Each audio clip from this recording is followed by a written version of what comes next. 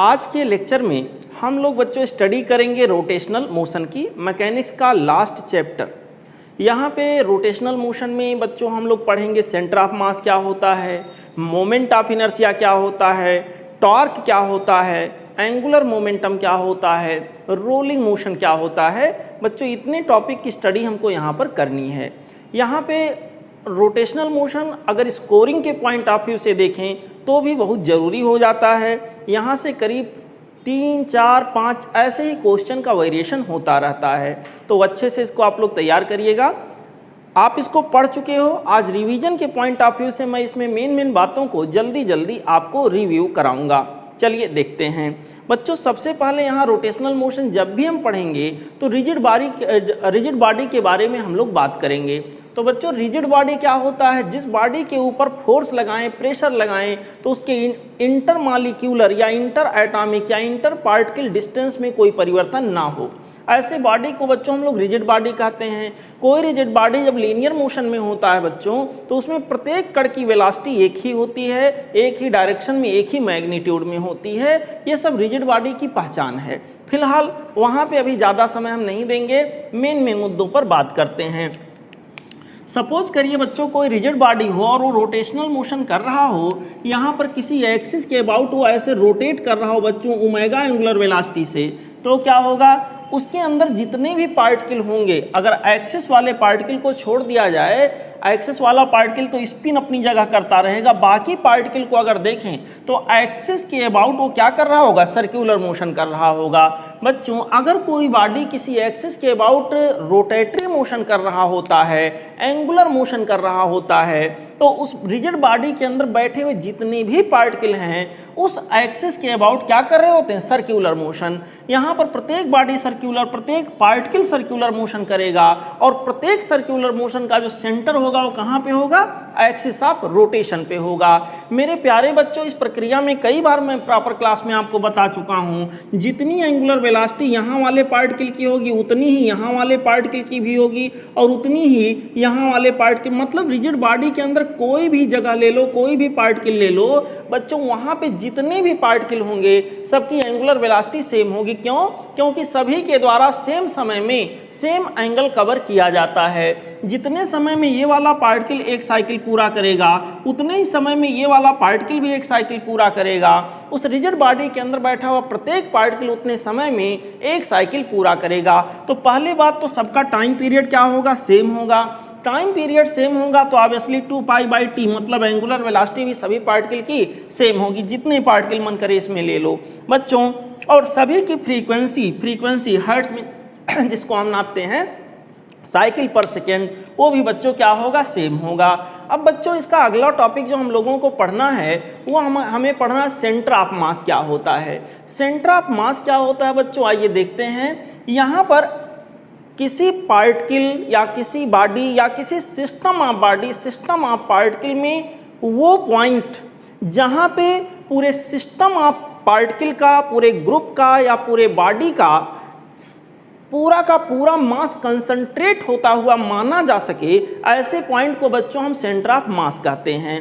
किसी बॉडी का या किसी सिस्टम ऑफ बॉडी का पूरा मास कहाँ पे हम कंसंट्रेट होता हुआ मान सकते हैं बच्चों, यहाँ पर उस पॉइंट को हम लोग नाम देते हैं centre of mass. Centre of मास बच्चों जो हमारे पास कॉन्सेप्ट है, सेंटर ऑफ मास पूछा जाता डिपेंड किस पे करता है, तो बच्चों सेंटर ऑफ मास इफेक्टिवली जो डिपेंड करता है वो डिपेंड करता है मास के डिस्ट्रीब्यूशन पे। मास के डिस्ट्रीब्यूशन पे, मास का डिस्ट्रीब्यूशन कैसे हुआ है। जिधर के साइड किसी सिस्टम ऑफ बॉडी ले लीजिए, जिधर के साइड मास का डिस्ट्रीब्यूशन बच्चों ज़्यादा रहेगा उधर के side centre of mass shift होता चला जाएगा। जिधर मास का डिस्ट्रीब्यूशन कम होगा उधर से सेंटर ऑफ मास ज़्यादा डिस्ट्रीब्यूशन ऑफ मास की ओर शिफ्ट होता चला जाता है। मेरे प्यारे बच्चों यहाँ पर मान लीजिए इस तरह से एक कोई रेक्टेंगुलर शेप का लमाइना हो, यहाँ पर मैं आपसे पूछूं कि इसका सेंटर ऑफ मास कहाँ होगा। अगर इसकी थिकनेस हर जगह यूनिफॉर्म होगी तो सेंटर ऑफ मास इसके बिल्कुल जियोमेट्रिक सेंटर पे होगा। यहाँ पर अगर ऐसे मैं इसको बाइसेक्ट करता हुआ एक लाइन खींचूं, इसको बाइसेक्ट करता हुआ ये लाइन को एक लाइन खींचूं, तो इसका सेंटर यहाँ कहीं मिलेगा और जो इसका जियोमेट्रिकल सेंटर होगा वही इसका सेंटर ऑफ मास कहलाएगा, अगर इसका थिकनेस हर जगह सेम है। बच्चों यहाँ थिकनेस हर जगह सेम हो, ऐसा ना हो कहीं ज़्यादा मोटा हो कहीं कम, तब तो गड़बड़ हो जाएगा। यहाँ पर बच्चों अगर एक जैसा यूनिफॉर्म लमाइना है और रेक्टेंगुलर शेप का है तो सेंटर ऑफ मास इसके जियोमेट्रिकल सेंटर पे होगा। यहाँ देखिए, यहाँ मैंने इसी स्ट्रक्चर को क्या किया, दूसरे साइड में ज़्यादा मास डिस्ट्रीब्यूट कर दिया, इधर के साइड में देखिए मास का डिस्ट्रीब्यूशन कम है, तो सेंटर ऑफ मास जो इसका होगा इस बार बीचों बीच नहीं रहेगा, उधर शिफ्ट हो जाएगा जिधर मास का डिस्ट्रीब्यूशन ज़्यादा हो रहा है। ठीक है बच्चों, यहाँ पर इसी तरह से अगले एग्जाम्पल में मैंने एक यूनिफॉर्म शेप का रॉड लिया है। बच्चों अगर यूनिफॉर्म टाइप का रॉड है, मतलब मास का डिस्ट्रीब्यूशन एक जैसा है हर जगह, तो ऐसे केस में क्या होगा बच्चों, सेंटर ऑफ मास इसके जियोमेट्रिकल सेंटर पे होगा। मतलब रॉड का लेंथ अगर L है तो इधर हमारे पास हो जाएगा L/2 और इधर भी हो जाएगा L/2। सेंटर ऑफ मास हमारा यहाँ कहीं होगा, ये कहलाएगा सेंटर ऑफ मास। बच्चों मान लीजिए दो डिस्क्रीट मास ऐसे रखे हुए m1 और m2, जबकि दोनों का मास बराबर हो तो सेंटर ऑफ मास बच्चों उनको मिलाने वाली लाइन पर होगी और कहाँ होगी, बीचों बीच में होगी। अगर यहाँ से सेंटर ऑफ मास की दूरी x है तो यहाँ से भी x होगी। क्यों? क्योंकि दोनों साइड में मास का डिस्ट्रीब्यूशन क्या है, बराबर है, तो सेंटर ऑफ मास उनको मिलाने वाली लाइन के बीचों बीच होगी। बच्चों यहाँ पर एग्जाम्पल देखिए, एक बड़ा मास है, ये बच्चों m1 है और ये m2 है। पहली बात, साइज देखकर आप ये नहीं अंदाजा लगा पाएंगे कौन सा मास बड़ा है कौन सा छोटा है। बच्चों मास कौन सा, मान लीजिए 2 किलोग्राम का हो और ये छोटा है, मान लीजिए छोटा होते हुए भी ये 10 किलोग्राम का हो। जैसे मान लीजिए भले ही साइज ज़्यादा दिख रहा है, हो सकता है कॉटन का हो, भले ही साइज छोटा दिख रहा है, मे भी ये आयरन का हो। तो बच्चों साइज से आप अंदाजा नहीं लगा पाएंगे कि मास कौन सा ज़्यादा है कौन सा कम है। चलो फिलहाल मैं यहाँ मेंशन कर देता हूँ m1 ग्रेटर देन m2 है, तो ऐसे केस में बच्चों सेंटर ऑफ मास उनको मिलाने वाली लाइन पर होगी और किधर की ओर ज़्यादा शिफ्टेड होगी, यहाँ पर उधर की ओर ज़्यादा शिफ्टेड होगी जिधर मास ज़्यादा है। ठीक है बच्चों, हम एक क्रिकेट वाले बैट का एग्जाम्पल लें तो क्रिकेट वाले बैट में सबसे ज़्यादा जो मास का डिस्ट्रीब्यूशन होता है बच्चों यहाँ कहीं होता है। आपको अगर आपने कभी क्रिकेट का बैट उठाया हो या अनुभव किया हो तो यहाँ पे स्ट्रोक सबसे ज़्यादा होता है। स्ट्रोक जब सबसे ज़्यादा होने का मतलब वहाँ पे मास का डिस्ट्रीब्यूशन सबसे ज़्यादा है। तो सेंटर ऑफ मास अगर इसका मैं खोजने जाऊँ कहाँ मिलेगा, क्या सेंटर ऑफ मास यहाँ मिलेगा? नहीं। क्या यहाँ मिलेगा? नहीं। मैक्सिमम मास इसका इधर की ओर डिस्ट्रीब्यूटेड है, इसका सेंटर ऑफ मास इधर ही कहीं मिलेगा, आधे से ज़्यादा दूरी इधर चलिए तब जाके कहीं मिलेगा सेंटर ऑफ मास। ठीक है बच्चों, हैं अगर कई सारे मासेज हैं बच्चों, कई सारे बॉडी हैं, एक ही लाइन के अलांग ऐसे हैं, एक ही स्ट्रेट लाइन पर हैं, तो इन सबका सेंटर ऑफ मास जो होगा कहीं ना कहीं उसी लाइन पर होगा। अगर कई सारे बॉडीज बच्चों एक ही लाइन पर हैं, एक ही लाइन के अलांग लगे हुए हैं, अरेंज हैं, तो उनका सेंटर ऑफ मास भी उसी लाइन पर कहीं ना कहीं पाया जाएगा।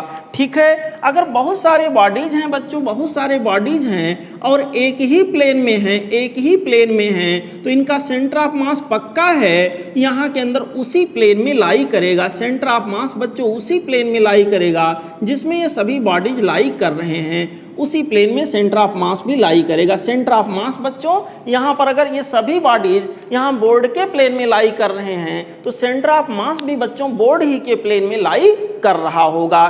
ठीक है, तो ये सारी चीज़ें हैं सेंटर ऑफ मास के बारे में बच्चों। यहाँ पर सेंटर ऑफ मास कौन से बात पर डिपेंड करता, कौन से बात पर डिपेंड नहीं करता है, यहाँ पर किधर इसका डिस्ट्रीब्यूशन होता है, कौन से प्लेन में। मान लीजिए 3D का केस है, कोई मास यहाँ है, कोई यहाँ है, कोई यहाँ है, कोई यहाँ है, तो उसका सेंटर ऑफ मास कहाँ होगा? कहीं भी हो सकता है sir, depending on the position of the masses, इन सारी चीज़ों पर डिपेंड करेगा। तो यहाँ के अंदर अब हम बच्चों आगे बढ़ेंगे और यहाँ पर आगे की बातें सीखेंगे कि सेंटर ऑफ मास में और कैसे कैसे केस होते हैं, डिस्क्रीट सिस्टम ऑफ मासेज का सेंटर ऑफ मास कैसे निकालेंगे, कंटिन्यूअस मास सिस्टम है तो उसका सेंटर ऑफ मास कैसे निकालेंगे। आइए इस बात पे चर्चा करते हैं।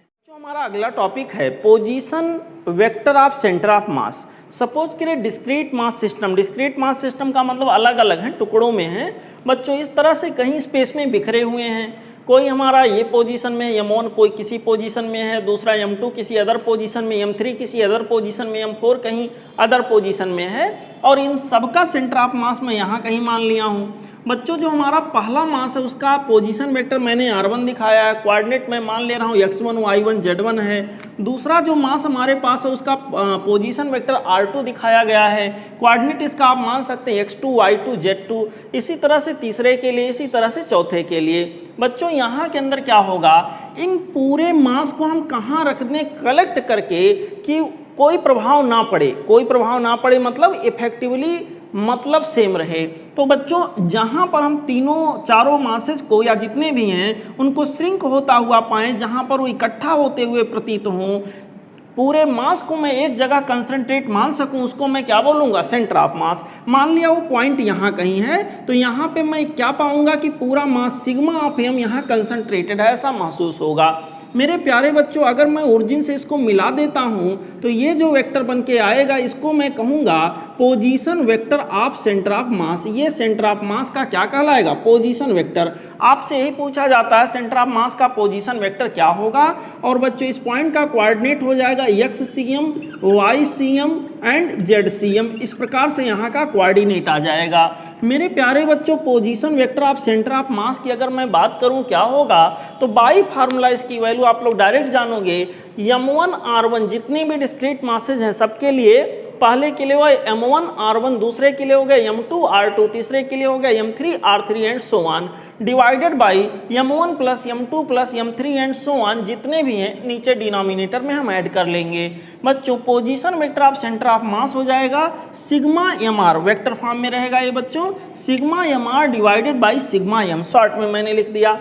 अब मान लो जो पोजीशन वेक्टर मान लो जो हमारे पास सेंटर ऑफ मास है उसमें अलग अलग x y z की वैल्यू पूछी जाए, तो XCM क्या होगा, सेंटर ऑफ मास का x का कोऑर्डिनेट क्या होगा, उसके लिए सिंपली हम करेंगे sigma mx divided by sigma m। Sigma mx का मतलब क्या हुआ, m1 x1 plus m2 x2 plus m3 x3। Coordinate में x की जो भी वैल्यू प्लस माइनस होगी हम रखेंगे, सॉल्व करेंगे, डिवाइडेड बाई सभी के मासेज का सम।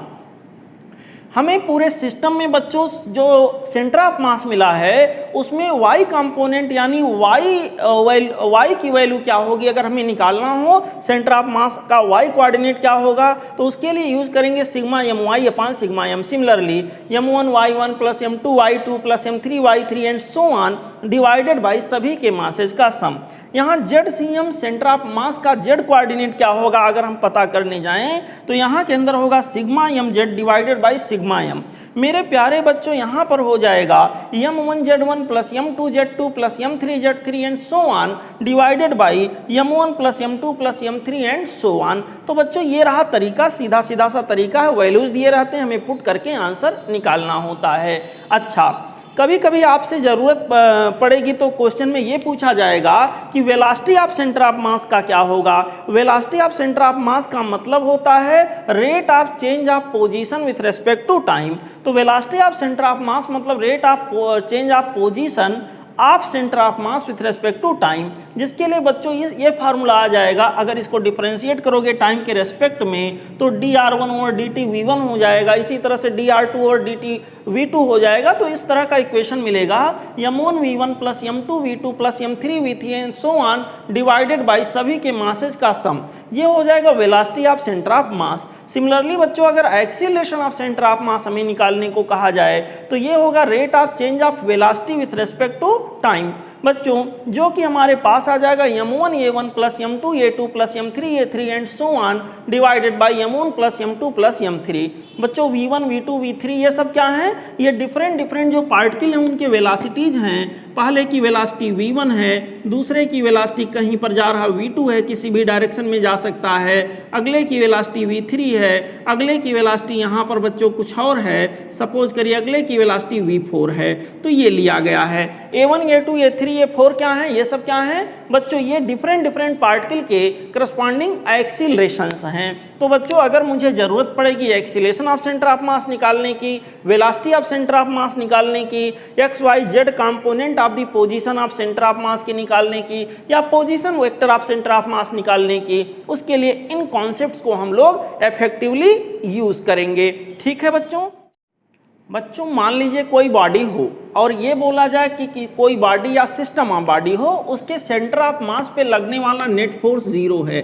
सपोज करिए मैं कह रहा हूँ कोई बॉडी है, उसका सेंटर कहीं पे है, सेंटर ऑफ मास कहीं पे है, और सेंटर ऑफ मास पे लगने वाला रिजल्टेंट फोर्स क्या है, 0 है। अगर सेंटर ऑफ मास पे लगने वाला रिजल्टेंट फोर्स 0 है, it means mass into net acceleration on centre of mass that would be equal to 0। और यहाँ पर acceleration of centre of mass क्या होगा, 0। और acceleration of centre of mass अगर 0 है बच्चों, तो ऐसे केस में हम क्या कहेंगे, dVcm over dt equal to 0। That means Vcm, किसी चीज़ को मैं डिफ्रेंशिएट करूं और रिजल्ट 0 मिले, मतलब जिसको मैंने डिफ्रेंशिएट किया है बच्चों, या तो वो 0 रहा होगा या तो वो कांस्टेंट रहा होगा। दो परिस्थितियों में डिफ्रेंशिएशन 0 आता है। जब कोई क्वांटिटी जिसको हम डिफ्रेंशिएट कर रहे हैं वो या तो कांस्टेंट हो या 0 हो। तो यहाँ वेलोसिटी को डिफ्रेंशिएट मीन्स वेलोसिटी या तो 0 होगा या फिर कांस्टेंट होगा। तो इसका मतलब निष्कर्ष क्या निकला, कंक्लूजन क्या आया, कंक्लूजन ये आया कि अगर कोई बॉडी हो या सिस्टम ऑफ बॉडी हो, उसके सेंटर ऑफ मास पे लगने वाला नेट और एक्सटर्नल फोर्स, ध्यान रहे इंटरनल से मतलब नहीं होता यहाँ पर, नेट एक्सटर्नल फोर्स अगर 0 हो तो बच्चों उस सिस्टम का या उस बॉडी का सेंटर ऑफ मास अगर पहले से रेस्ट में था तो रेस्ट में ही बना रहेगा, और अगर मोशन में था तो कांस्टेंट वेलोसिटी से मोशन करता रहेगा। डायरेक्शन और मैग्नीट्यूड में कोई परिवर्तन नहीं होगा, मतलब जैसे था वैसा ही बना रहेगा।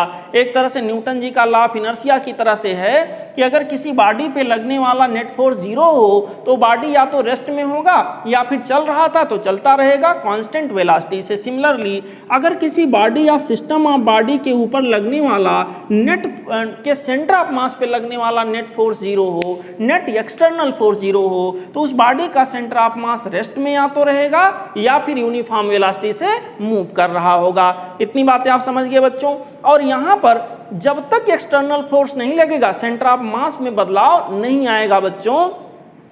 यहाँ के अंदर इंटरनल फोर्स से कोई मतलब नहीं होता, इंटरनल फोर्स से कोई मतलब नहीं होता। यहाँ पर एक व्यक्ति है, यहाँ पर एक व्यक्ति है, ये क्या कर रहा है, और यहाँ पर एक व्यक्ति है इसके सामने, ये भी कुछ ऐसी हरकतें कर रहा है। ये देखो यहाँ पर बच्चों इस तरह से सिचुएशन बन रहा है। ये दोनों व्यक्ति क्या हैं, इन दोनों के बीच में एक रस्सी है और रस्सी से ये दोनों एक दूसरे को खींच रहे हैं। यहाँ पर बच्चों इसका मास सपोज करिए 50 किलोग्राम हो और इसका मास सपोज करिए 70 किलोग्राम हो, तो ऑब्वियसली सेंटर ऑफ मास और रस्सी को लगभग मासलेस मान लेते हैं। तो सेंटर ऑफ मास किधर की ओर रहेगा, आधा से ज़्यादा इसकी ओर शिफ्ट होगा क्योंकि इसका मास ज़्यादा है। यहाँ कहीं इसका सेंटर ऑफ मास है। जब ये दोनों एक दूसरे को खींच रहे हैं, टेंशन फोर्स यहाँ डेवलप होगा बच्चों। क्या कोई एक्सटर्नल फोर्स पूरे सिस्टम पर लगा?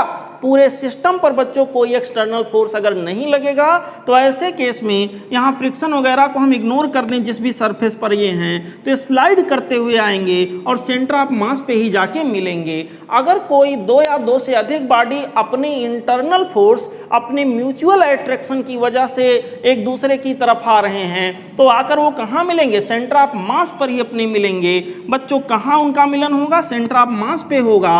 और ऐसा नहीं बॉडी शिफ्ट होगा लेकिन सेंटर ऑफ मास शिफ्ट नहीं होगा। क्यों नहीं शिफ्ट होगा सेंटर ऑफ मास? इसलिए नहीं शिफ्ट होगा क्योंकि यहाँ पर कोई एक्सटर्नल फोर्स नहीं लगा है। बाहर से इनको हम धक्का नहीं दे रहे हैं, इनको धक्का नहीं दे रहे हैं। बच्चों जो भी फोर्स डेवलप हुआ इन दोनों के बीच में क्या है, इंटरनल है। तो इनका जो बच्चों इंटरसेक्शन होगा, जहां पर आके मिलेंगे, वो पॉइंट क्या होगा, centre of mass. Centre of mass अगर पहले से रेस्ट में था तो रेस्ट में ही रहेगा क्योंकि केवल इंटरनल फोर्स लगा है, एक्सटर्नल फोर्स यहाँ के अंदर नहीं लगा है। मैंने फ्रिक्शन भी इग्नोर कर दिया है ताकि उसकी वजह से कोई कंफ्यूजन ना हो।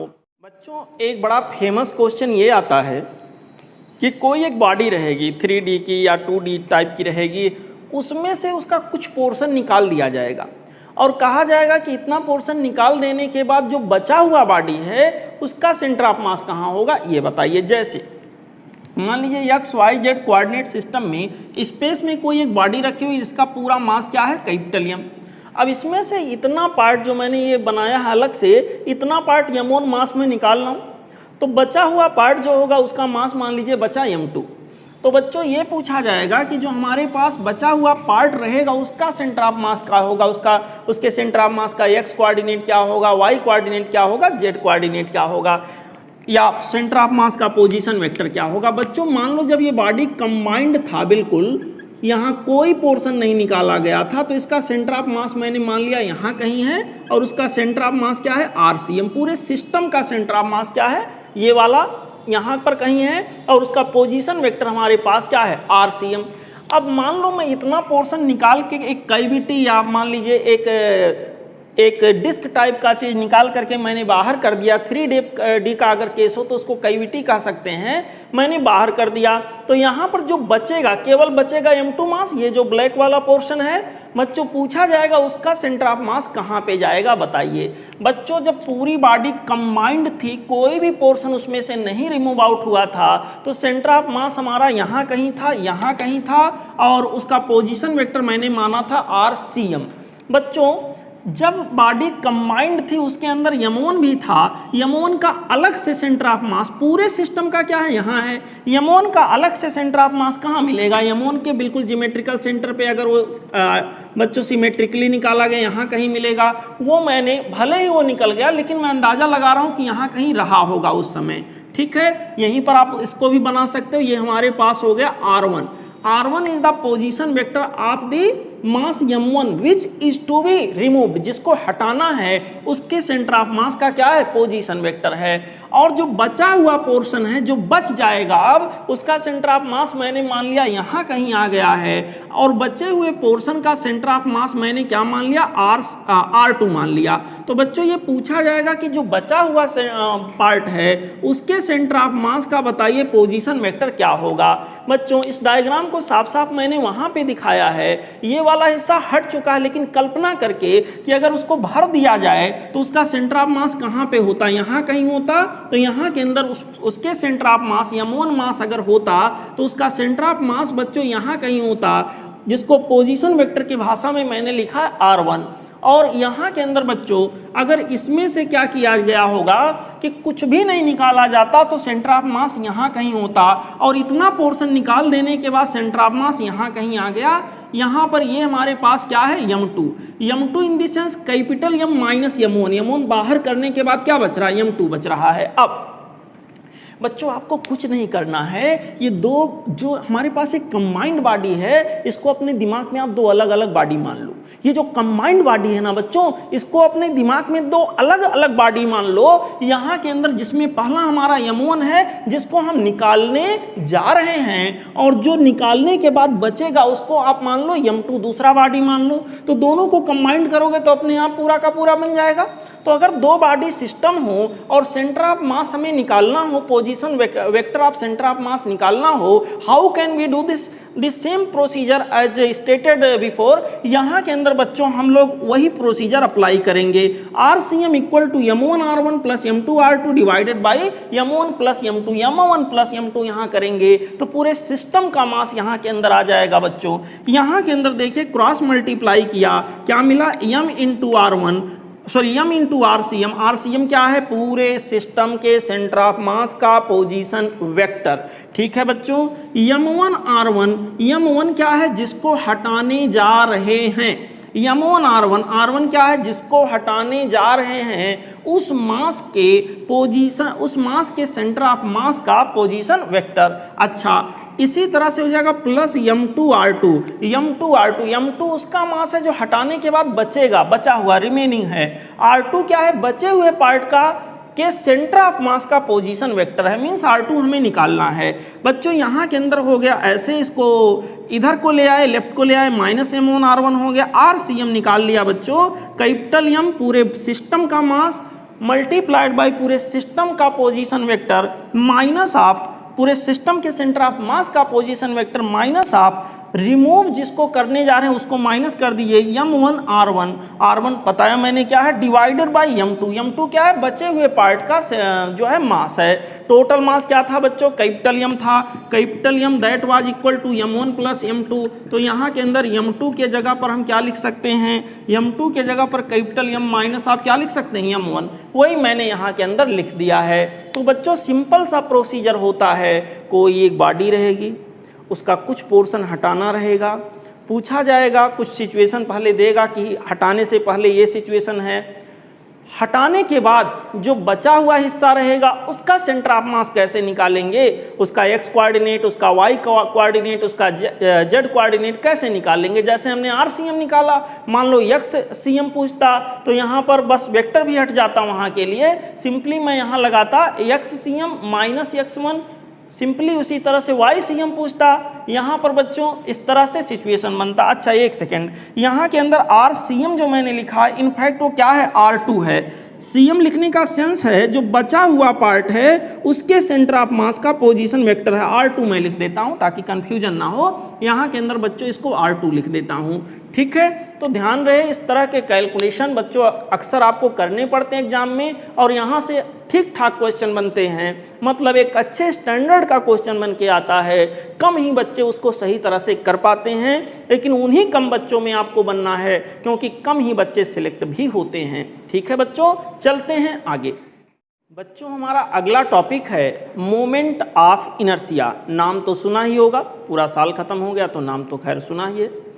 और यहाँ के अंदर बच्चों मोमेंट ऑफ इनर्शिया की जो मेन बातें हैं आइए देख लेते हैं क्या है। मोमेंट ऑफ इनर्शिया बच्चों स्केलर है कि वेक्टर है, तो इसे टेंसर क्वांटिटी के अंतर्गत देखा जाता है क्योंकि डिफरेंट डायरेक्शन में इसकी वैल्यू अलग अलग हो जाती है, ठीक है। अब यहाँ के अंदर हम देखें मोमेंट ऑफ इनर्शिया क्या है, कैसे है, किन बातों पे डिपेंड करता है। तो मोमेंट ऑफ इनर्शिया बच्चों यहाँ पर जिस प्रकार से इनर्शिया हम ट्रांसलेटरी मोशन में कहते हैं, इनर्शिया एक ऐसा प्रॉपर्टी है किसी बॉडी का कि उसके स्टेट ऑफ रेस्ट या मोशन का अपोज करना, that is called inertia. Body rest में है तो रेस्ट में ही बना रहना चाहता है, अगर मोशन में है तो मोशन में ही बना रहना चाहता है। उसी तरह से मोमेंट ऑफ इनर्शिया बच्चों एंगुलर मोशन में होता है कि अगर कोई बॉडी रोटेटरी मोशन कर रहा है तो रोटेटरी मोशन में होने वाले परिवर्तन का अपोज करे। बच्चों यहाँ पर समझने के पॉइंट ऑफ व्यू से हम कहेंगे मोमेंट ऑफ इनर्शिया एक ऐसी क्वांटिटी है जिसकी वजह से कोई रोटेटरी मोशन करता हुआ बॉडी अपने रोटेटरी मोशन में होने वाले परिवर्तन का अपोज करे। मतलब अगर वो रेस्ट में है तो रेस्ट में ही बना रहना चाहे, और अगर वो एंगुलर मोशन किसी पर्टिकुलर एंगुलर वेलोसिटी से कर रहा है तो एंगुलर वेलोसिटी उसी एंगुलर वेलोसिटी से वो एंगुलर मोशन करता ही रहे, ठीक है बच्चों। ऐसी प्रॉपर्टी को बच्चों हम लोग नाम देते हैं मोमेंट ऑफ इनर्शिया।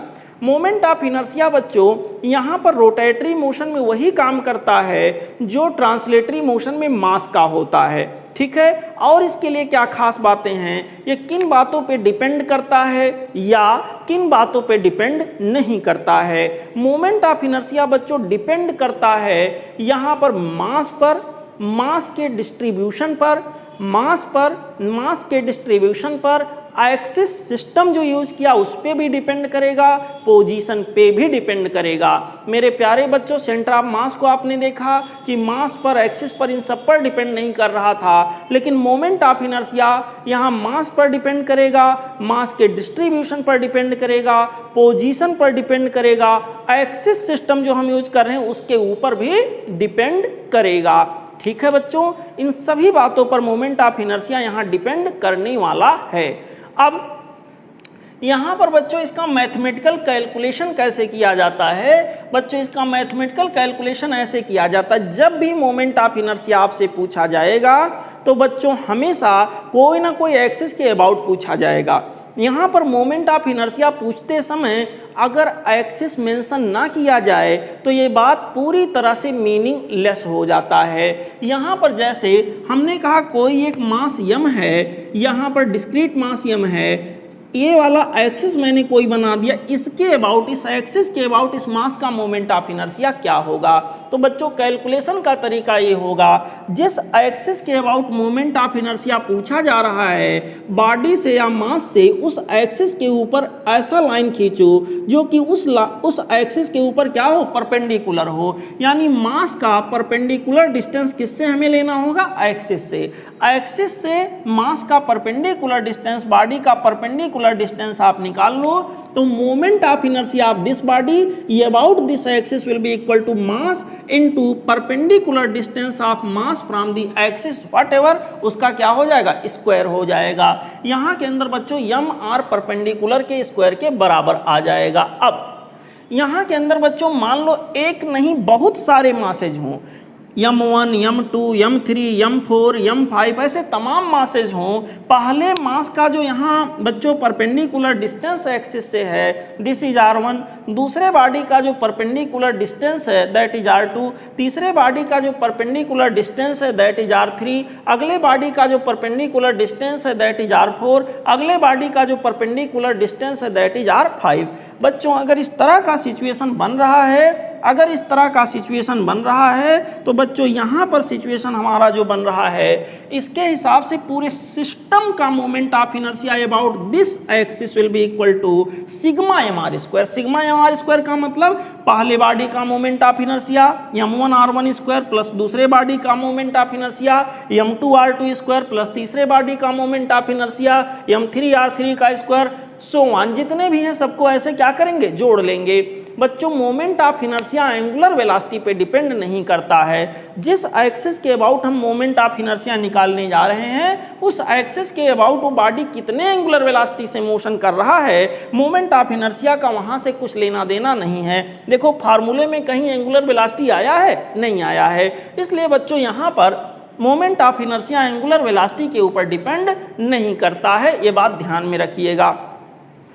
हम लोगों ने मोमेंट ऑफ इनर्शिया का कैलकुलेशन सीखा जब मास डिस्क्रीट हों, डिस्क्रीट मतलब कई मास हों, अलग थलग हों, ऐसे हों, पॉइंट मास हो उस समय के लिए। लेकिन अगर कोई रिजिड बॉडी का हमें मोमेंट ऑफ इनर्शिया किसी पर्टिकुलर एक्सिस के अबाउट निकालना हो, आई रिपीट वंस अगेन, जब भी मोमेंट ऑफ इनर्शिया को हम कैलकुलेट करने जाते हैं बच्चों तो किसी पर्टिकुलर एक्सिस के अबाउट कैलकुलेट करने जाते हैं। मान लिया कोई रिजिड बॉडी इस प्रकार से है और उसका मोमेंट ऑफ इनर्शिया मुझे बच्चों ये वाले एक्सिस जिसको वाई एक्सिस मैं कह रहा हूँ, इस वाई एक्सिस के अबाउट निकालना है। तो बॉडी बच्चों अगर एक्स के अलांग रखी गई है तो बच्चों इसका जो सेंटर ऑफ मास होगा वो एक्स पर ही कहीं ना कहीं पाया जाएगा। हालांकि यहाँ सेंटर ऑफ मास से कोई मतलब नहीं है बच्चों। यहाँ मोमेंट ऑफ इनर्शिया कैसे कैलकुलेट करें, अगर पॉइंट मास होता तो एम आर स्क्वायर कर लेते, तो बच्चों ये तो पॉइंट मास है नहीं।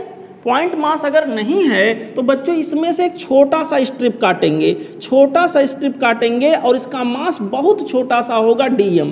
पूरे बॉडी को तो हम पॉइंट मास नहीं मान सकते, छोटा मास नहीं मान सकते, लेकिन हाँ अगर उस बॉडी का एक सेल निकाल लिया जाए बच्चों तो उस बॉडी का एक सेल का मतलब एक बहुत छोटा सा हिस्सा निकाल लिया जाए, that can be treated as a point mass, and in that case moment of inertia for this point mass will be equal to small value having we can write down this di, this will be equal to mr square की जगह क्या हो जाएगा dmr square। dm मतलब छोटा सा मास, differential mass है बच्चों। r के जगह पर यहाँ पर क्या आ गया एक्स स्क्वायर हो गया। अब मुझे यहाँ पर मोमेंट ऑफ इनर्शिया की एक्चुअल वैल्यू पूरे बॉडी के लिए चाहिए, तो बच्चों एक सेल का निकाले। अब क्या करा देना है, सेल डिवीजन करा लो बच्चों, यहाँ पर इंटीग्रेशन करा दो, यहाँ के अंदर इंटीग्रेट करने जाएगा टोटल बॉडी का मोमेंट ऑफ इनर्शिया, ये वाई डैश एक्सिस के अबाउट निकल के आएगा, इक्वल टू हो जाएगा यहाँ के अंदर बच्चों एक्स स्क्वायर को पहले लिख लें थोड़ा सार्थक लगेगा, इंटू डी एम, और यहाँ के अंदर x1 से x2 की रेंज मान लिया ये ये वाला टर्मिनल यहाँ का दूरी x1 है और ये वाला टर्मिनल यहाँ की दूरी x2 है। तो x1 से x2 तक फैलाव है बॉडी का, हम रेंज ले लेंगे, कैलकुलेट करेंगे, आंसर निकालेंगे। बच्चों जब ये कैलकुलेट करोगे तो डीएम यहाँ परेशान कर रहा है, अगर डीएम यहाँ परेशान कर रहा तो इसको कैसे रिमूव करोगे मेरे प्यारे बच्चों? डीएम ओवर dx ऐसे कर लो। आपको यहाँ दिया रहेगा, लैम्डा के टर्म में जनरली देता है मास पर यूनिट लेंथ, और इसको मान लीजिए इक्वेशन वाइज दे दिया 2 times of x square plus 5 ऐसे दे दिया। यहाँ के अंदर बच्चों अब क्या करोगे? डीएम इक्वल टू समथिंग जो दिया है 2x स्क्वायर प्लस 5 ऐसे कोई इक्वेशन देगा इनटू dx। अब आप यहाँ रिप्लेस कर लेना, तो जब x यहाँ आ जाएगा dx आ जाएगा तो कैलकुलेशन इजी हो जाएगा और आप जैसे होनहार बच्चे ऐसे क्वेश्चन को आसानी से सॉल्व करके आंसर निकाल लेंगे। ठीक है बच्चों, तो यहाँ पर मैं तरीका आपको रिवाइज करा रहा हूँ। बच्चों ध्यान रखिएगा, यही कॉन्सेप्ट यहाँ पे यूटिलाइज होता है। अब आगे बढ़ते हैं, मोमेंट ऑफ इनर्शिया से जुड़ी हुई कुछ और बातों को एंजॉय करते हैं। बच्चों हमारा अगला टॉपिक है रेडियस ऑफ गायरेशन, एक बहुत जरूरी टॉपिक, जरा ध्यान से सुन लीजिए इसको, छोटा सा टॉपिक है। रेडियस ऑफ गायरेशन क्या है कि मान लीजिए कोई एक्सिस है, डिफरेंट मासेज यहाँ फैले हुए हैं, m1 मास, m2 मास, m3 मास, m4 मास। बच्चों एक ऐसा जगह तलाशें जहाँ पर इन सभी मासेज को कंसंट्रेट होता हुआ हम मान सकें।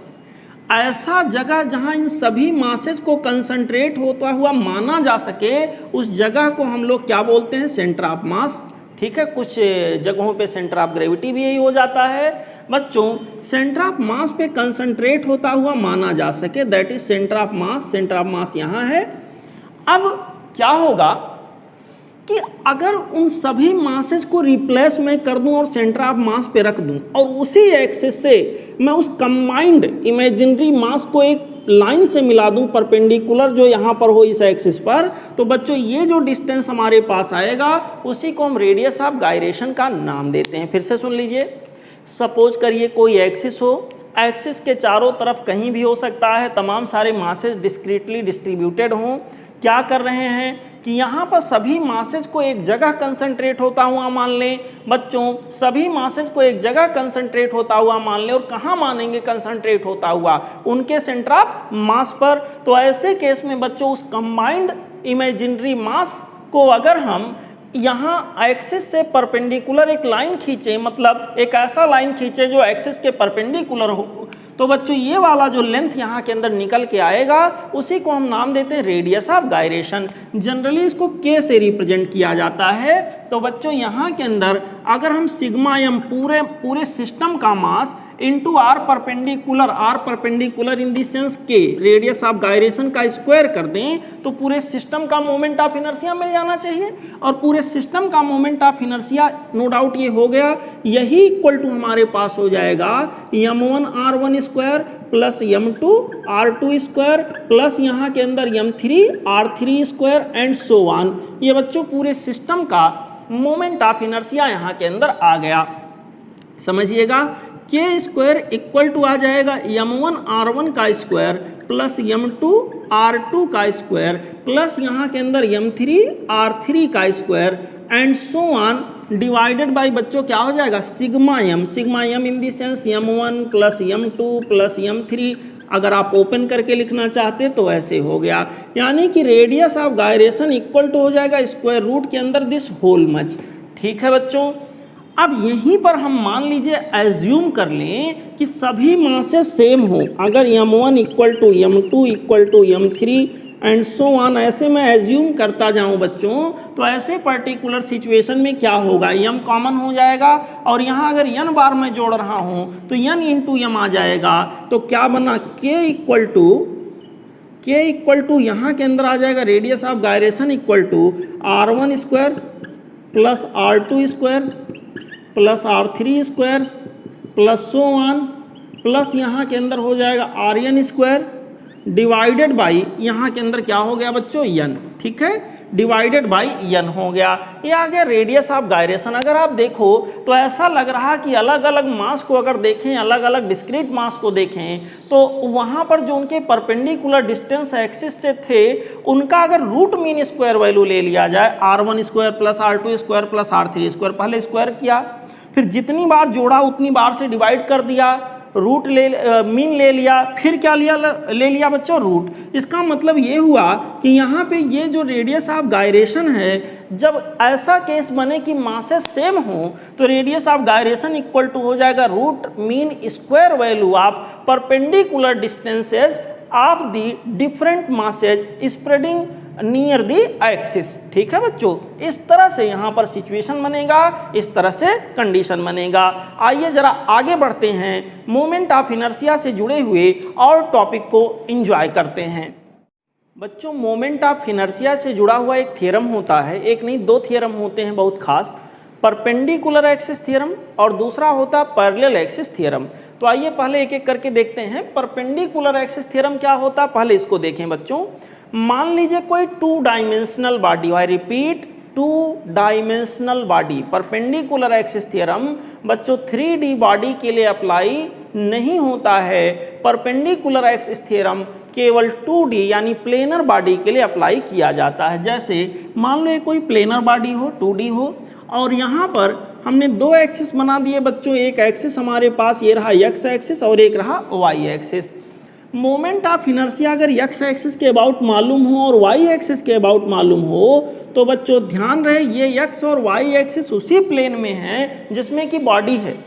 x और y एक्सिस उसी प्लेन में है जिसमें कि बॉडी है। तो अगर ये दोनों एक्सिस बॉडी के प्लेन में हैं तो यहाँ पर थ्योरम ये होता है कि moment of inertia about x axis plus moment of inertia about y axis is equal to moment of inertia about perpendicular axis, और x और y का परपेंडिकुलर क्या होगा, z एक्सिस।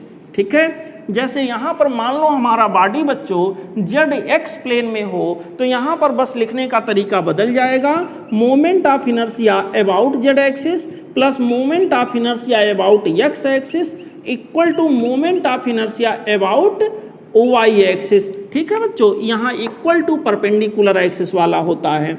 इसी तरह से मान लो यहाँ पर मैं दिखाऊं कि हमारा बॉडी जो है वो बच्चों वाई जेड प्लेन में लाई कर रहा हो तो ऐसे सिचुएशन में क्या होगा, moment of inertia about Y axis plus moment of inertia about Z axis, this will be equal to moment of inertia about perpendicular axis. और परपेंडिकुलर एक्सिस यहाँ के अंदर इन दोनों के परपेंडिकुलर यानी बॉडी के प्लेन के परपेंडिकुलर एक्सिस यहाँ बच्चों कौन सा होगा, यहाँ होगा एक्स एक्सिस। ये हमारा सिचुएशन होगा, ये कंडीशन यहाँ के अंदर बच्चों बनेगा। ठीक है, तो ये थ्योरम बड़ा यूजफुल होता है, लेकिन ध्यान रहे ये थ्योरम केवल और केवल 2D बॉडी के लिए अप्लाई किया जाता है, ना कि सभी बॉडी के लिए। रिजिड बॉडी होनी चाहिए और 2D बॉडी होनी चाहिए तो ये थ्योरम अप्लाई हो सकता है, अदरवाइज नहीं। अब बच्चों हम आगे बढ़ेंगे, इसी के जैसा और एक थ्योरम है पैरेलल एक्सिस थ्योरम। यहाँ पर हम लोग पैरेलल एक्सिस थ्योरम की बात करेंगे। बच्चों जो पैरेलल एक्सिस थ्योरम होता है वो सभी तरह की बॉडी के लिए एप्लीकेबल होगा, चाहे वो 2D हो या 3D हो, सबके लिए एप्लीकेबल है, बशर्ते रिजिड होना चाहिए। ठीक है, अब यहाँ के अंदर बच्चों देखिए इस थ्योरम का क्या कहना है। इसका कहना मान लीजिए कोई एक एक्सिस जो रिजिड बॉडी के सेंटर ऑफ मास से होके जा रही हो, मान लो रिजिड बॉडी का सेंटर ऑफ मास यहाँ कहीं है। बच्चों मैं बहुत एनालिसिस करके सेंटर ऑफ मास नहीं लिखा हूँ, ऐसे ही कहीं भी मान लिया हूँ, बस कॉन्सेप्ट समझाना है। यहाँ पे बच्चों ये सेंटर ऑफ मास हमारा यहाँ कहीं रिजिड बॉडी का, और इससे कोई एक्सिस जा रही है, और ये वाले एक्सिस को मैंने मान लिया एक्सिस नंबर 1, और एक्सिस नंबर 1 खास बात है सेंटर ऑफ मास से होके जा रहा है, तो एक्सिस नंबर 1 के अबाउट मोमेंट ऑफ इनर्शिया मैंने मान लिया ICM मैं लिख दूँ, ICM1 लिख दूँ या ICM लिख दूँ। तो ऐसे केस में मान लो मैं कोई ऐसा एक्सिस लूँ, कोई ऐसा एक्सिस लूँ बच्चों जो यहाँ के अंदर उस बॉडी के ऊपर से जाए या बाहर से जाए उससे मतलब नहीं है, बशर्ते यहाँ पहले वाले एक्सिस के पैरेलल हो। मान लो ये एक्सिस नंबर 2 है, ये एक्सिस नंबर 1 है। एक्सिस नंबर 1 कहाँ से जा रहा था? सेंटर ऑफ मास से। तो क्या होगा? एक्सिस नंबर 2 के about moment of inertia equal to axis number 1 के about moment of inertia. Axis number 1 की विशेषता क्या हो? कहाँ से जा रहा है? सेंटर ऑफ मास से। यहाँ पर प्लस हो जाएगा पूरे बॉडी का मास व्हाटएवर मल्टीप्लाइड बाई दोनों एक्सिस के बीच का जो परपेंडिकुलर डिस्टेंस है उसका स्क्वायर। मान लिया परपेंडिकुलर डिस्टेंस ये है तो हो जाएगा I2 equal to ICM plus of MA का स्क्वायर। सिमिलरली बच्चों मान लेते हैं कोई बॉडी हमारे पास रिजिड बॉडी है, इसका सेंटर ऑफ मास यहाँ कहीं है, सेंटर ऑफ मास से एक कोई एक्सिस ऐसे गई है, एक्सिस 1 के about moment of inertia suppose करिए I1 है, यहाँ पे कोई एक्सिस इसके बाहर है या अंदर कहीं भी हो सकता है, बशर्ते ये एक्सिस ये वाले एक्सिस के पैरेलल है। तो इस एक्सिस नंबर 2 के अबाउट मोमेंट ऑफ इनर्शिया पूछ लिया गया। तो बच्चों सिंपल सी बात होगी, moment of inertia about axis number 2 will be equal to moment of inertia about axis number 1 which is passing through the centre of mass multiplied by पूरे body का मास प्लस आप पूरे बॉडी का मास multiplied by इन दोनों axis के बीच का perpendicular distance जो भी है उसका क्या हो जाएगा? स्क्वायर। यही यहाँ के अंदर बच्चों कॉन्सेप्ट आपको ध्यान में रखना है। ठीक है, कोई अगर ऐसा एक्सिस हो जो बॉडी के सेंटर ऑफ मास से होके जा रहा हो और उसके अबाउट मोमेंट ऑफ इनर्शिया हमको मालूम हो तो उसके पैरेलल कोई भी एक्सिस लीजिए बच्चों, बस उस एक्सिस की परपेंडिकुलर डिस्टेंस सेंटर ऑफ मास वाले एक्सिस से मालूम हो तो बच्चों उस दूसरे पर्टिकुलर एक्सिस के अबाउट आप moment of inertia parallel axis theorem लगाकर बड़ी इजीली निकाल सकते हो। ठीक है बच्चों, यहाँ पर बहुत इफेक्टिवली ये थ्योरम लागू होते हैं और बहुत जगहों पे बच्चों इससे बहुत बड़े बड़े क्वेश्चन बहुत आसानी से सॉल्व हो जाते हैं। मेरे प्यारे बच्चों, अब आइए moment of inertia different body जो हमारे सिलेबस का कंटेंट है वहाँ पे बात करते हैं कि डिफरेंट बॉडी के लिए मोमेंट ऑफ इनर्शिया कैसे निकालेंगे। उन डिफरेंट बॉडीज़ में हमारा रिंग होगा, डिस्क होगा, स्फेयर होगा, स्फेयर में सॉलिड स्फेयर होगा, हॉलो स्फेयर जिसको स्फेरिकल सेल कहेंगे होगा, और इसके अलावा बच्चों सिलेंडर होगा, सिलेंडर में सॉलिड सिलेंडर होगा, हॉलो सिलेंडर होगा, रेक्टेंगुलर लमाइना होगा और स्क्वायर लमाइना होगा। इतनी बॉडी की स्टडी करनी है। तो आइए देखते हैं बच्चों, रिंग का मोमेंट ऑफ इनर्शिया जो होगा, ये रिंग है, यहाँ पर इसका मेटल ये है या जो जिस भी बॉडी का बना हो, सेंटर ऑफ मास ये रिंग हमारा है, यहाँ ये वाले एक्सिस के अबाउट मोमेंट ऑफ इनर्शिया क्या होगा, इसको मैंने माना एक्सिस नंबर 1 या यूँ कह लीजिए सेंटर ऑफ मास से जाने वाले एक्सिस के अबाउट मोमेंट ऑफ इनर्शिया यहाँ के लिए होगा बच्चों mr²। डायामीटर मतलब इसके या इसके कोई भी यहाँ पर लाइन सेंटर से जाता हुआ खींच दो, डायामीटर कहलाएगा। बच्चों उसी के प्लेन में कोई भी लाइन सेंटर से जाता हुआ खींच दो, डायामीटर कहलाएगा। डायामीटर के अबाउट मोमेंट ऑफ इनर्शिया निकालने के लिए बच्चों परपेंडिकुलर एक्सिस थ्योरम लगा लो। जितना मतलब ये वाले एक्सिस के अबाउट मोमेंट ऑफ इनर्शिया होगा उतना ये वाले एक्सिस के अबाउट भी होगा। तो डायामीटर के अबाउट प्लस डायामीटर के अबाउट यानी 2 टाइम्स ऑफ डायामीटर के about moment of inertia equal to यहाँ के अबाउट मोमेंट ऑफ इनर्शिया जो कि mr² के बराबर है। इसलिए बच्चों डायामीटर के अबाउट मोमेंट ऑफ इनर्शिया हो जाएगा mr²/2। तो यहाँ के अंदर डायामीटर के अबाउट मोमेंट ऑफ इनर्शिया आ गया। अगला हमसे पूछा जाएगा कि जो यहाँ पे टेंजेंशियल एक्सिस होगा उसके अबाउट मोमेंट ऑफ इनर्शिया क्या होगा। टेंजेंशियल एक्सिस में भी कौन सी प्लेन में टेंजेंशियल एक्सिस है उसको भी मेंशन करना पड़ेगा। जैसे हमने एक ऐसा टेंजेंशियल एक्सिस लिया जो यहाँ रिंग के प्लेन में हो, यानी कि रिंग के प्लेन में आने वाला टेंजेंशियल एक्सिस उसके अबाउट मोमेंट ऑफ इनर्शिया क्या होगा। यहाँ पे बच्चों हम पैरेलल एक्सिस थ्योरम लगा सकते हैं। ये ठहरा एक डायामीटर के about moment of inertia ½ mr² plus हो जाएगा पूरे बॉडी का मास m इंटू ये वाली डिस्टेंस जो कि r होगा, रेडियस के बराबर होगा r का स्क्वायर, यानी ½ mr² प्लस mr² कितना हो जाएगा 3/2 mr²। अगला सवाल हमारे पास होगा बच्चों moment of inertia about tangential axis which is perpendicular to the plane of the ring. बच्चों यहाँ पर एक एक्सिस ऐसे होगा, ये वाले एक्सिस के अबाउट मोमेंट ऑफ इनर्शिया कितना होगा। बच्चों ये वाले एक्सिस के अबाउट हमें पता है रिंग के केस में कितना होता है mr²। समझ लीजिए mr² प्लस हो जाएगा m आर स्क्वायर एक बार फिर से हो जाएगा m इंटू ये वाला परपेंडिकुलर डिस्टेंस इन दोनों एक्सिस के बीच में। बच्चों ये एक्सिस के अबाउट मुझे मालूम है, ये वाले एक्सिस के अबाउट, और ये वाले एक्सिस के अबाउट मुझे निकालना है, तो दोनों के बीच का परपेंडिकुलर डिस्टेंस रेडियस के बराबर हो जाएगा।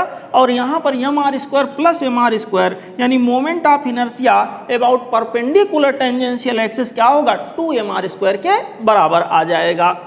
बच्चों ऐसी स्टडी हम लोग डिस्क के बारे में कर लेते हैं। डिस्क में करस्पॉन्डिंग जो वैल्यूज होंगे, सेंटर से जाने वाला परपेंडिकुलर एक्सिस, सेंटर से जाने वाला बच्चों परपेंडिकुलर एक्सिस जो होगा उसका मोमेंट ऑफ इनर्शिया हमारे पास हो जाएगा हाफ एम आर स्क्वायर। वहाँ कितना था, एम आर स्क्वायर। डिस्क के केस में क्या होगा, उसका हाफ हो जाएगा, हाफ एम आर स्क्वायर हो गया।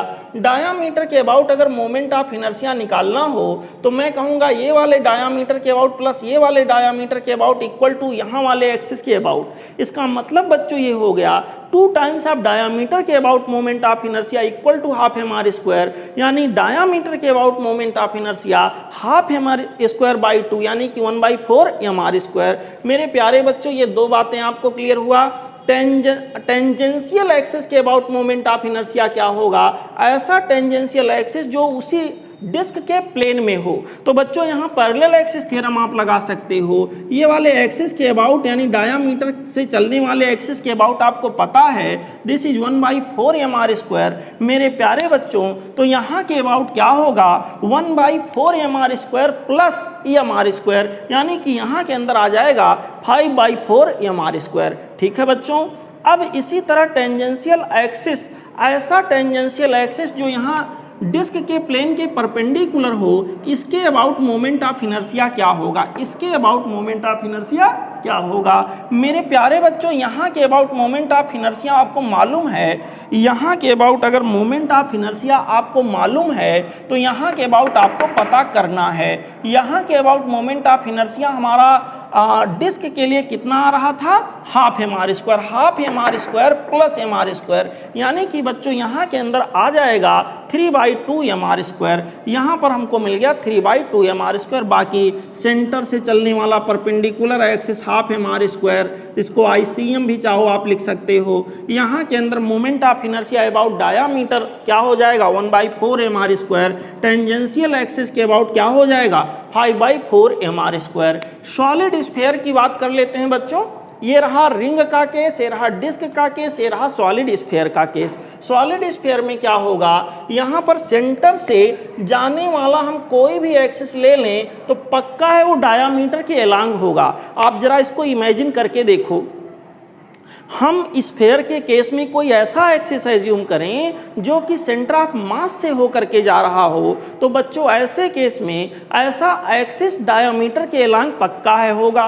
तो हम कहें moment of inertia about the axis passing through centre of mass of the sphere, या हम कहें moment of inertia about the diameter of the sphere, these two things will be similar. That means moment of inertia about diameter will be equal to 2/5 M R square. याद रखना है आपको, 2/5 M R square होगा in case of solid sphere. ठीक है बच्चों। अगर tangential axis के अबाउट आपको पता करना हो, आप पैरेलल एक्सिस थ्योरम लगा के निकालोगे तो आ जाएगा 2/5 M R square plus M R square करके आएगा बच्चों, यानी 7/5 एम आर स्क्वायर के बराबर आ जाएगा। इसी में एक छोटी सी चर्चा बच्चों और कर लेते हैं। आप सभी लोग ध्यान से देखो, छोटी सी चर्चा हम ये करते हैं कि यहाँ के अंदर ICM जो हमारे पास है, मैं कहाँ लिख दूँ, मैं यहाँ लिख देता हूँ। ICM जो हमारे पास है वो बच्चों हमारे पास है MR स्क्वायर, और यहाँ रिंग जिस मेटल का बना है, जिस मटेरियल का बना है, उसकी लीनियर मास डेंसिटी मैं कहता हूँ लैम्बडा है। लैम्बडा का मतलब होगा बच्चों मास पर यूनिट लेंथ, पूरा मास अपान पूरा लेंथ। पूरा लेंथ यहाँ पर हो जाएगा 2πr। यहाँ के अंदर बच्चों मैंने रख दिया, मास की जगह मैं रखूँगा 2π लैम्बडा इंटू आर। मेरे प्यारे बच्चों मास की जगह मैंने रख दिया 2π lambda, 2π lambda into R. R into R square means R का क्या हो गया, क्यूब। तो ICM यहाँ के अंदर जो होगा डायरेक्टली प्रोपोर्शनल टू होगा आर का क्यूब। बच्चों अगर एक ही एक ही लीनियर मास डेंसिटी के दो रिंग लिए जाएं, एक ही लीनियर मास डेंसिटी के दो रिंग लिए जाएं और बच्चों यहाँ मोमेंट ऑफ इनर्शिया को कंपेयर किया जाए, तो यहाँ हम कह सकते हैं ICM1 upon ICM2 equal to R1 divided by R2 का होल क्यूब। आप ऐसे कर सकते हो। डिस्क के केस में अगर देखेंगे बच्चों, यहाँ मेरे पास जगह है, मैं यहाँ लिख देता हूँ। डिस्क के केस में मैं सबसे बेसिक वाला लेता हूँ, ICM equal to half times of M R square. बच्चों मास को मैं लिखूंगा density into volume into R square. मेरे प्यारे बच्चों इसको मैं लिखूंगा हाफ इंटू डेंसिटी, वॉल्यूम क्या होगा, डिस्क का cross sectional area multiplied by thickness, that will be the volume of the disc. फिर से सुनिए, डिस्क का क्रॉस सेक्शनल एरिया मतलब सरफेस एरिया मल्टीप्लाइड बाय उसकी थिकनेस अगर कर दूं तो यहाँ पर वो हमारे पास क्या हो जाएगा, वॉल्यूम, और क्रॉस सेक्शनल एरिया होगा पाई आर स्क्वायर, सरफेस एरिया कितना होगा पाई आर स्क्वायर, थिकनेस मान लिया टी है और एक आर स्क्वायर। बच्चों पहले से यहाँ गाना गा रहा है, यहाँ के अंदर टोटल अगर हम देखें यहाँ क्या सिनेरियो बनेगा तो आएगा half times of rho into pi into T into R की पावर 4। इस प्रकार से बच्चों यहाँ के अंदर ICM will be directly proportional to R की पावर 4। मतलब एक ही मटेरियल का और एक ही थिकनेस का अगर दो डिस्क लिया जाए तो मोमेंट ऑफ इनर्शिया को कंपेयर करने के लिए रिलेशन यूज कर सकते हैं, I will be directly proportional to R की पावर 4। यहाँ के लिए क्या आया, I is directly proportional to R की पावर 4। यहाँ देखिए क्या आया था, आर की पावर 3। सपोज करिए सिमिलर सिचुएशन हम यहाँ देखने की कोशिश करें, किसके केस में, सॉलिड स्फीयर के केस में। तो सॉलिड स्फीयर के केस में बच्चों हमारे पास क्या होगा, मैं मिटा देता हूं, ये सारी चीजें आप देख चुके हैं। सॉलिड स्फीयर के केस में हमारे पास क्या होगा, ICM this is equal to 2/5 M R square. Sir M के जगह पर मैं लिखता हूं डेंसिटी इंटू वॉल्यूम, और वॉल्यूम यहाँ स्फीयर के केस में आ जाएगा 4/3 पाई आर का क्यूब, और एक आर पहले से यहाँ बैठा हुआ है। मेरे प्यारे बच्चों ICM will be equal to 2/15 और यहाँ के अंदर इसको यहाँ ले आइए, 8 हो जाएगा, 8/15 पाई रो आर की पावर, यहाँ के अंदर बच्चों कितना आर स्क्वायर था, माफ करिएगा कैपिटल आर था, ठीक है, कैपिटल आर का स्क्वायर यहाँ के अंदर है, और मास की जगह इतना हो गया, पूरा ये वाला हो गया। यहाँ के अंदर इसको सॉल्व करेंगे तो आ जाएगा 8/15 पाई रो आर की पावर 5। अगर बाकी सारी चीज़ों में कोई बदलाव ना हो तो यहाँ मोमेंट ऑफ इनर्शिया स्फीयर के केस में, सॉलिड स्फीयर के केस में डायरेक्टली प्रोपोर्शनल टू होगा आर की पावर 5। मतलब अगर दो अलग अलग स्फीयर दिए जाएं सेम मटेरियल के, मतलब सेम डेंसिटी के, और उनके मोमेंट ऑफ इनर्शिया को कंपेयर करना हो तो बच्चों सिंपली हम कहेंगे moment of inertia will be directly proportional to radius की पावर 5।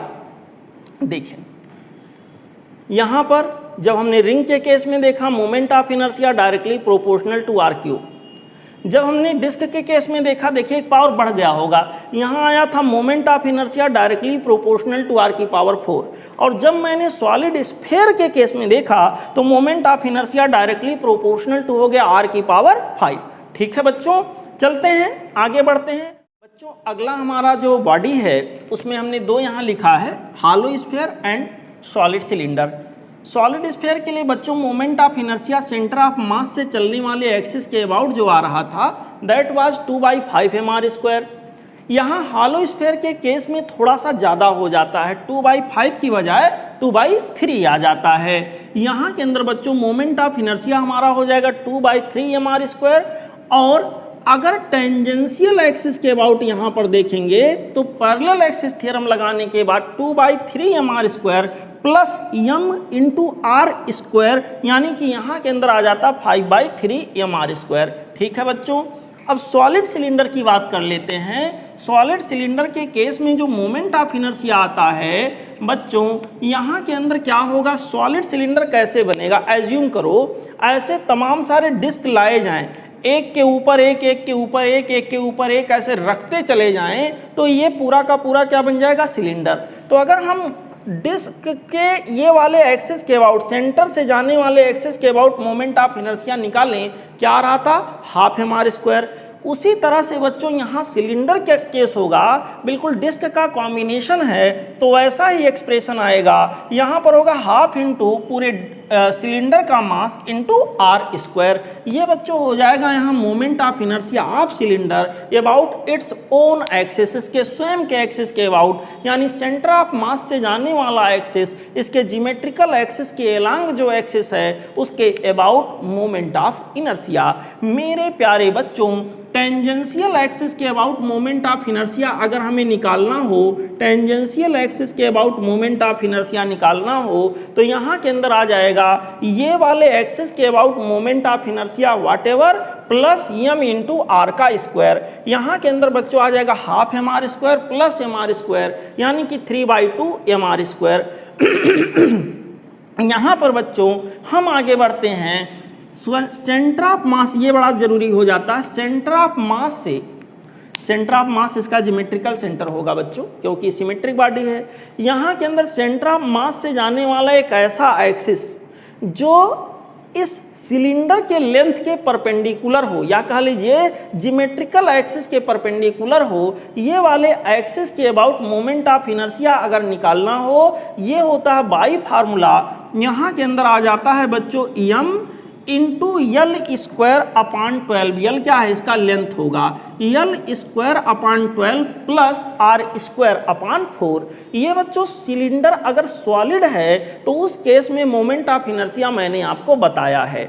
आई होप आप इसको समझ गए होंगे। मान लो यही सिलेंडर सॉलिड नहीं हालो होता तो परिवर्तन कहाँ पे होता, आइए देख लेते हैं। इस समय मोमेंट ऑफ इनर्शिया, इस सिलेंडर को इस समय खोखला अगर मानते तो हालो मानते वक्त बच्चों इसको हम डिस्क का कॉम्बिनेशन ना मानकर इसको हम रिंग का कॉम्बिनेशन मानते, और ऐसे पर्टिकुलर केस में यहाँ वाले एक्सिस के about moment of inertia half M R square की बजाय क्या आता, एम आर स्क्वायर आता। ठीक है बच्चों, अब टेंजेंशियल एक्सिस के अबाउट मोमेंट ऑफ इनर्शिया क्या हो जाता, M R square plus M R square, कितना हो जाता, 2 एम आर स्क्वायर। और इस बार ये वाले एक्सिस जो परपेंडिकुलर एक्सिस है और सेंटर ऑफ मास से जा रहा है बच्चों, यहाँ के अबाउट मोमेंट ऑफ इनर्शिया हो जाता M into L square upon 12 plus यहाँ आर स्क्वायर अपॉन 4 की बजाय क्या हो जाता, आर स्क्वायर अपॉन 2। बस यहाँ चेंज होगा बच्चों, हाफ एम आर स्क्वायर की बजाय एम आर स्क्वायर हो गया। यहाँ पर बच्चों 3/2 एम आर स्क्वायर था जो कि 2 एम आर स्क्वायर हो गया, और यहाँ पर इस एक्सप्रेशन में बस यहाँ 4 की जगह क्या आ गया, 2 आ गया। ठीक है बच्चों, चलिए कुछ और बचे हुए जो यहाँ पर शेप्स हैं उनकी बात करते हैं बच्चों। और 2 शेप यहाँ बचे हुए हैं। देखिए, एक बार हम बात करेंगे बच्चों यूनिफॉर्म रॉड की, या उसी को बार बोलते हैं, यूनिफॉर्म बार या यूनिफॉर्म रॉड। यहाँ पर बच्चों कोई रॉड हो, जैसे हमारा ये मार्कर है, यहाँ पर इसको भी एक यूनिफॉर्म रॉड मान सकते हैं। इसके सेंटर ऑफ मास के अबाउट, सेंटर ऑफ मास से पास होने वाले परपेंडिकुलर एक्सिस के अबाउट मोमेंट ऑफ इनर्शिया अगर पूछा जाए क्या होगा, बड़ा फेमस इक्वेशन है, ये होता है बच्चों I = 1/12 ml स्क्वायर। ठीक है, यल इसका क्या है, लेंथ है। और अगर ये इसके एंड के अबाउट जाने वाले परपेंडिकुलर एक्सिस के अबाउट निकाला जाए तो पैरेलल एक्सिस थ्योरम लगा लेंगे। कैसे लगेगा भाई, ml square upon 12 plus m into l/2 का स्क्वायर, यानी ml square upon 4, ml square upon 12 plus ml square upon 4 solve करोगे तो मिलता है बच्चों ml स्क्वायर अपॉन 3। याद रखिएगा, कहीं और के अबाउट पूछा जाए ये डिस्टेंस बस मालूम होना चाहिए, निकाल लेंगे जैसा जहाँ सिचुएशन बनेगा। अगला हमारे पास जो शेप है बच्चों है रेक्टेंगुलर लमाइना। यहाँ पर रेक्टेंगुलर लमाइना बच्चों इस प्रकार से एक रेक्टेंगल टाइप का 2D स्ट्रक्चर होता है। यहाँ पर इसके अंदर का भाग भरा हुआ है, रेक्टेंगल में हो सकता है फ्रेम हो, फ्रेम नहीं, ये अंदर का हिस्सा भरा रहेगा। जैसे आप जिस टेबल पे पढ़ रहे होंगे वो टेबल के ऊपर जो बच्चों वुड लगा हुआ है वो एक रेक्टेंगुलर लमाइना है। मेरे प्यारे बच्चों, यहाँ के अंदर क्या होगा, आपका मोबाइल किस शेप का है, मोबाइल जिसको आप देख रहे हैं वो भी रेक्टेंगुलर लमाइना के शेप का है। उसके सेंटर ऑफ मास से जाने वाले एक्सिस के अबाउट अगर हम यहाँ पर मोमेंट ऑफ इनर्शिया निकालें तो बाई फार्मूला ये वैल्यू आता है m/12 L square plus of B square. ठीक है बच्चों, अगर यही हमारा स्क्वायर लंबाई ना हो जाए, यल क्या है, लेंथ है, बी क्या है, ब्रेड्थ है, लंबाई चौड़ाई है, मेरे प्यारे बच्चों अगर स्क्वायर लंबाई ना का केस होगा तो बस परिवर्तन इतना होगा, जितना यल होगा उतना बी होगा, यानी यल स्क्वायर प्लस यल स्क्वायर क्या हो जाएगा, 2l स्क्वायर। 2l स्क्वायर से 12 को कैंसिल करिए तो आ जाएगा यम यल स्क्वायर अपॉन 6, 1/6 यम यल स्क्वायर। ये स्क्वायर लंबाई का मोमेंट ऑफ इनर्शिया हो गया। ठीक है बच्चों, तो ये रहे डिफरेंट शेप्स के moment of inertia different axis के अबाउट। मेन चीज़ें आप याद रखिएगा, जब भी मोमेंट ऑफ इनर्शिया को कैलकुलेट करना होगा तो किसी ना किसी एक्सिस के अबाउट कैलकुलेट करना होगा, वो एक्सिस सबसे पहले पहचानना पड़ेगा। जहाँ जिस पर्टिकुलर थ्योरम की आवश्यकता होगी, पैरेलल एक्सिस थ्योरम या परपेंडिकुलर एक्सिस थ्योरम, बहुत ही एक्यूरेसी के साथ उसको लगाइएगा बच्चों, आपका रिजल्ट आपके सामने होगा।